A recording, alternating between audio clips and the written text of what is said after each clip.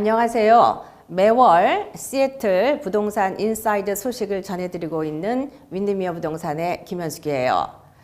시애틀 단풍이 너무나 예쁘게 물이 들었는데 지난주에 비가 엄청 와가지고 난리가 난 동네도 많고 전기도 안 들어온 동네도 많아서 올 겨울에는 상당히 염려가 되는데 눈도 많이 온다 그러죠. 그리고 춥고. 자, 그러면 오늘은 제가 9월달 시애틀 주택 시장과 그 다음에 여러분들이 집을 팔 때 꼭 알아두셔야 할 세금 관계에 대한 정보를 알려드리도록 하죠.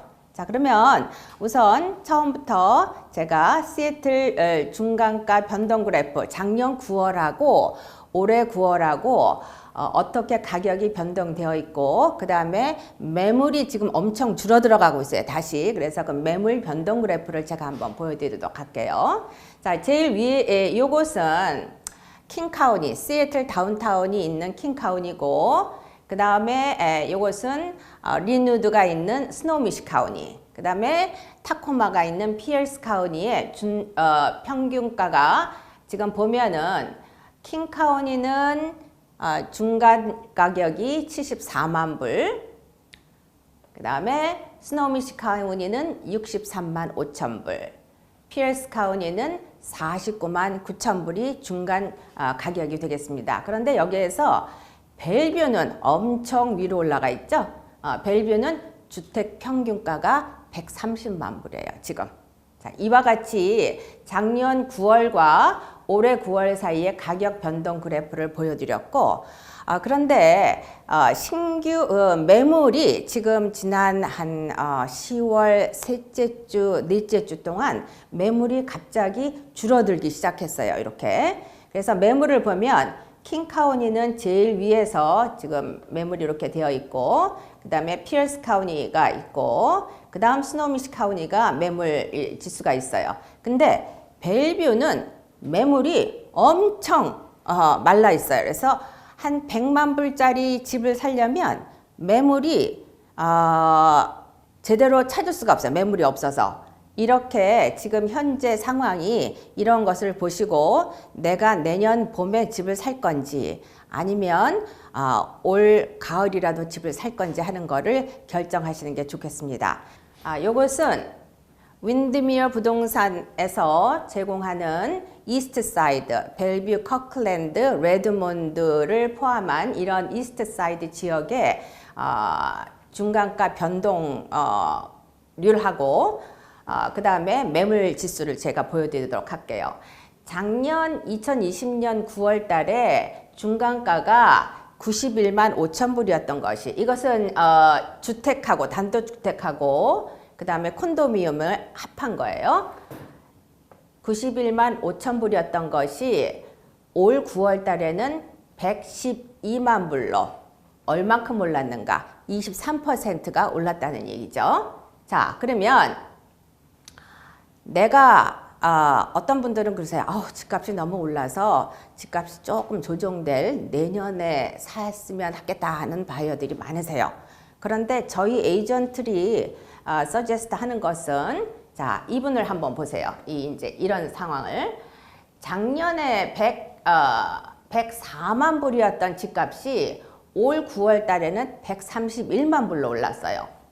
올랐으면 이 작년에 샀던 사람들이 내는 모기지 페이먼트하고 올해 9월 달에 샀던 사람들의 모기지 페이먼트가 한 달 페이먼트가 1,100불이 달라진 거예요. 그러면 내가 100만 불짜리 집을 살 수 있었다라고 작년에 은행에서 프리어프로럴을 받았다고 한다면 1년 기다리면은 내가 한 달에 1,120불을 더 내야 되기 때문에 내가 100만 불짜리를 살 수 있는 능력이 안 되고 그거보다 조금 낮게 사야 되는 거예요. 그래서 항상 내년에 올해 100만 불 정도 되는 집이라면 내년에는 보통 밸류 같은 경우에는 20%는 오를 것으로 지금 예측하고 있거든요. 그럼 올해 100만 불이면 내년에는 120만 불이 된다는 거예요. 그러니까 그거를 잘 계산하셔갖고 내가 기다리는 것이 좋은지 아니면 조금이라도 더 주고 지금 사는 것이 좋은지 이런 거를 잘 결정을 하셔야 돼요. 예, 그 다음에 이제 저희가 다니다 보면 어떤 분들이 집을 팔고 나면 세금을 뭐를 내야 되느냐 하는 거를 많이들 물어보세요.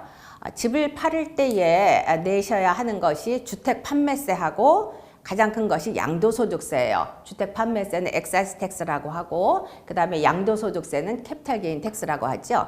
주택 판매세는 보통 판매액 50만 불, 100만 불, 150만 불, 300만 불 이런 또 레이어로 해가지고 1.1%에서부터 3%까지 누진세를 적용을 하고 있으니까 이거는 복잡해서 지금은 말씀을 안 드리고 오늘 말씀드리고 싶은 것은 양도소득세 50만 불 부부 공동세금 보고 시 지난 5년간 주인이 2년만 살았으면 양도소득세 혜택을 받아요. 그런데 그것이 장기간 렌트를 줬던 경우에는 계산법이 틀려졌어요. 그래서 이 계산법을 모르고 덜컥 집을 렌트 줬던 집을 파셨다가 양도소득세 폭탄을 받으시는 분들이 꽤 계시더라고요. 그래서 요거를 지금 설명을 드리겠는데 자, 양도소득세는 미국에서 양도소득세는 자, 우선 그 기준이 매각 시점에서 자기가 프라이머리 하우스, 메인 하우스로 거주를 하고 있으셔야 하고 그 다음에 지난 5년간 5년 중 2년간은 본인이 살고 계셨어야 돼요. 그리고 지난 2년간 양도소득세 공제 혜택을 받으신 적이 없으셔야 돼요. 그러니까 딴 집을 내가 팔아서 양도소득세 공제를 받으셨다면 이 집은 공제 혜택을 못 받으세요. 그리고 이제 그 like kind 동종 자산 뭐 tax deferred 그런 프로그램을 하는 1031 exchange라는 것이 있는데 이거로 집을 사시는 분은 양도소득세 공제를 못 받으세요. 자, 그래서 제가 간단하게 양도소득세의 기본적인 계산 방법을 소개를 시켜드리도록 할게요.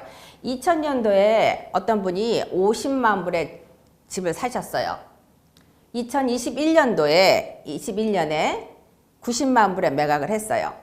그런데 이분이 지금 이분은 계속 렌트를 준 적이 없고 사셨어요. 이렇게. 그러면 지난 5년 동안 5년 중 2년간 사셨으니까 이분은 양도 50만 불 공제 혜택에 모두 통과가 되는 분이세요. 그래서 90만 불 매각을 했고 그 다음에 집을 팔 때에 판매한 경비가 제가 어라운드 한 10만 불 들었다고 할게요. 10만 불. 그래서 그거를 빼면은 80만 불이 돼요. 80만 불. 근데 매입가가 얼마냐면 50만 불에 매입을 했어요. 그러면 80만 불에서 50만 불 빼면 30만 불이죠. 근데 두 분이 공동세금 보고를 했고 50만 불 혜택을 받으니까 이분은 양도소득세가 없어요. 그런데 어떤 분들은 한 20년 전에 25만 불에 투자형 주택을 샀다가 20년 동안 렌트를 계속 줬는데 집값이 100, 한 2, 30만 불 올랐어요. 내가 팔아야 되겠다. 그런데 이 양도소득세에 대해서 잘 알아보지 않고 파셨다가 양도소득세 폭탄을 맞으시는 분들이 꽤 계세요. 그 CPA 분들하고 여쭤봐도 자세하게 설명을 해주시는 분이 있는가 하면 또 자세하게 설명을 못 해주시는 분들도 계세요. 그래서 제가 한 CPA 3분하고 상담을 해서 원래는 좀 CPA가 공인회계사가 나와서 같이 얘기를 했으면 좋겠다고 했는데 다들 바쁘시다 그러시더라고요. 그래서 제가 그분들의 설명을 듣고 그 다음에 IRS에 있는 그 자료를 제가 리서치를 하고 여러 가지 자료를 통합해서 여러분들에게 간단하게 설명을 드리도록 할게요. 자, 2017년도에 트럼프 행정부가 그 텍스 액트를 발효를 함으로 인해서 보통 렌트를 줬던 사람들이 그 집을 팔려고 하면 그전에는 들어와서 한 2년간만 살다가 주인이 살면은 50만 불 텍스 혜택을 받았었어요. 그런데 그것이 지금 현재로서는 아니에요. 자, 똑같이 이분이 50만 불을 짜리 집을 2000년대에 매입을 했어요. 그리고 2021년도에 90만 불에 집을 팔았어요. 그런데 이분이 2000년도에 집을 사가지고 렌트를 2005년도에 렌트를 시작을 해가지고 2018년까지 렌트를 주다가 내가 그러면 2년간 들어와서 살면은 이 집을 양도소득세 50만 불 공제 혜택을 받으면서 할 수 있겠다 그러고 들어와서 사셨어요. 그래서 이분은 머릿속에 나는 50만 불 공제 혜택을 받을 수 있다라고 하셨는데 그것이 언제부터 바뀌었냐면 2017년서부터 세금 계산법이 틀려졌어요. 자, 무슨 얘기냐면 이 2017년 텍스 액트에 의하면 2009년 1월 1일서부터 판매한 시점까지의 전체 연도수에 자기가 렌트를 줬던 기간을 공제한 기간만 공제 혜택을 받을 수 있다 이런 얘기예요. 자, 그래서 이거를 보면 2009년서부터 2021년까지 계산을 하면 지금 계산은 1월 1일로 우리가 생각을 하죠. 12년이에요. 12년 동안에 렌트를 줬던 기간은 IRS 세법상에서 Non-Qualified Use Period라 그래요. 그러면 요만큼 렌트를 줬던 9년간 하고 그 다음에 3년간은 주인이 들어와 살았죠? 이분이 판매한 시점으로부터 5년 동안은 5년 중 2년간은 들어와서 살았지만 렌트를 줬기 때문에 렌트한 비율에 대해서는 공제를 제외한다는 얘기예요. 그래서 Non-Qualified Use 9년, 주인이 들어와서 산 Qualified Use Period는 3년. 그러면 내가 혜택을 받을 수 있는 것은 50만 불 공제 혜택에 Qualified User 3년. 그러니까 전체 12분의 3, 12분의 3만 혜택을 받는다는 얘기예요. 그래서 이분의 케이스에 계산을 해보면 전체 50만 불 곱하기 12분의 3 그러면은 12만 5천 불만 공제 혜택을 받는다는 얘기죠. 그래서 이분에 대해서 세금, 양도소득세는 어떻게 될 것인가 하는 거를 계산을 한번 해보도록 할게요. 자, 이분이 매입가가 90만 불, Sales Expense, 판매 경비가 제가 한 10만 불로 칠게요. 10만 불 빼면은 80만 불이죠. 그리고 매입한 가격이 50만 불이에요. 그러면은 개인이 30만 불. 아까 같은 경우에는 30만 불을 내가 전부 렌트를 안 줬으면 공제 혜택을 받았을 수 있는데 지금 공제 혜택이 변했기 때문에 12만 5천을 빼게 되면 공제 혜택 빼면은 양도소득이 17만 5천이 된다는 거예요. 17만 5천. 자, 그러면 이 17만 5천인데 양도소득세는 자기의 텍스 브래킷에 따라서 이 양도소득세 세율이 변해요. 복잡하죠? 이거는 CPA들이나 설명하는 일인데 좀 그렇지만 알고 계셔야 돼요. 그래서 이 캐피탈 게인 텍스는 매년 어저스트를 해요. 매년 바꿔나가요. 그래서 2020년 캐피탈 게인 텍스 레이트는 제가 보면은 메리드 커플인 경우에 부부 합산으로 보고할 경우에 롱텀 캐피탈 게인이라는 것은 주택을 판매할 때의 캐피탈 게인이에요. 텍스 레이트는 내가 인컴이 8만 불보다 미만일 경우에는 캐피탈 게인 텍스가 제로예요. 8만 불서부터 49만 6천, 거의 50만 불까지죠. 이런 인컴이 있으신 분들은 15% 캐피탈 게인 텍스 세율이 되는 거예요. 자, 그다음 돈이 많으신 뭐 50만 불 이상 인컴이신 분은 20%. 그런데 이제 이번에 바이든 정부가 이 고소득자들에게 대한 양도소득세율을 많이 높인다고 그랬죠. 자, 그래서 보통 일반적인 사람들은 이 캐피탈 게인 텍스 양도소득 세율이 대개 여기에 속해요. 8만 내지 50만이니까 15%라고 머릿속에다 생각하시면 돼요. 자, 그래서 이분은 17만 5천 불 양도소득에 양도소득 세율이 15%에 해당한다. 내가 이분의 소득이 10만 불이라고 얘기하신다면 15%, 그래서 17만 5천 곱하기 15% 하게 되면 26,250불의 양도소득세를 내셔야 되는 거예요. 자, 그러면 처음에 이분들이 나는 렌트를 줬다가 들어와서 2년간 살았는데 50만 불 공제 혜택을 받을 거로 생각을 하고 내가 그 다음 집을 산다든가 아니면 다른 계획을 세웠는데 갑자기 돈을 17만 5천 불을 양도소득이 생기게 되는 거예요. 그래서 이거를 집을 파시기 전에 미리 CPA들하고 내가 집을 팔게 되면 양도소득세가 어떻게 될 것인가, 이러한 것이 상당히 계산하기가 복잡해요. 그래서 CPA하고 전화로 하지 마시고 직접 가셔서 정확하게 상담을 하시고 받으시고 내가 집을 팔고 얼마를 손에 줄 수 있는가 하는 거를 계산을 하셔야 돼요.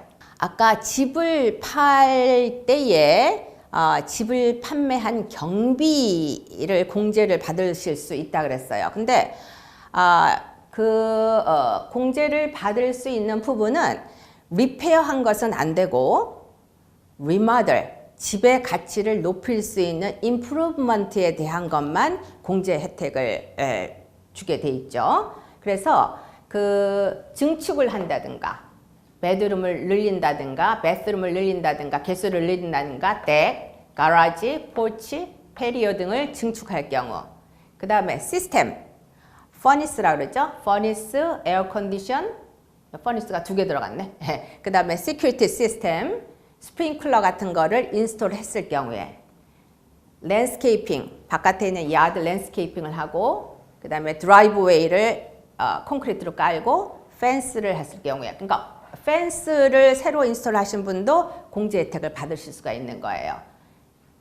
엑스테리어에서 뉴 루프를 새로 하셨을 때, 그 다음에 사이딩을 새로 하셨을 때, 인테리어에서는 키친을 모더나이즈하게 리모델 하셨을 경우에, 그 다음에 플로어에 하드우드로 플로어를 까셨다든가 아니면 요즘 레미네이팅 플로어를 까셨다든가 새 카펫을 까셨다든가 아니면 파이어플레이스를 인스톨 하셨다든가 이런 경우에는 전부 임프루브먼트에 해당하게 돼 있어요. 이건 IRS 책자에 나와 있는 얘기예요. 자, 그런데 손님이 집을 이제 파시는 손님한테 제가 이 설명을 해드렸어요. 그랬더니 그러면 나도 루프를 저기 했는데 근데 보니까 영수증 있으세요? 제가 여쭤봐요. 영수증 없는데요? 또 퍼니스를 새로 인스톨 하셨어요. 3,000불 정도 되죠? 영수증 있으세요? 영수증 없는데요? 이렇게 되면 공제 혜택을 못 받으세요. 그래서 항상 이런 혜택을 받으시려면 그러니까 그런 공사하시는 분들한테 영수증을 제대로 받으시고 딱딱딱딱 보관을 하셔야지 공제 혜택을 받으실 수 있고, 또 한 가지는 집을 사실 때 서류하고 집을 파실 때 서류를 잘 보관하셔야 돼요. 약 한 7년 정도는 보관을 하셔야지 좋은데, 그 중에서 가장 중요한 것이 Final Closing Statement라는 게 있어요. 숫자로 돼 있어 갖고 셀러가 얼마 받아가고 바이어가 얼마를 페이하고 하는 에스크로에서 해주는 서류가 있어요. 그거는 CPA, 공인회계사가 반드시 필요한 서류니까 그것을 잘 보관을 하셔야 됩니다. 자, 그러면 2021년에 내가 집을 파셨다. 그러면 세금 보고는 언제 해야 될까요? 내년 4월 15일까지는 세금 보고를 하셔야 돼요.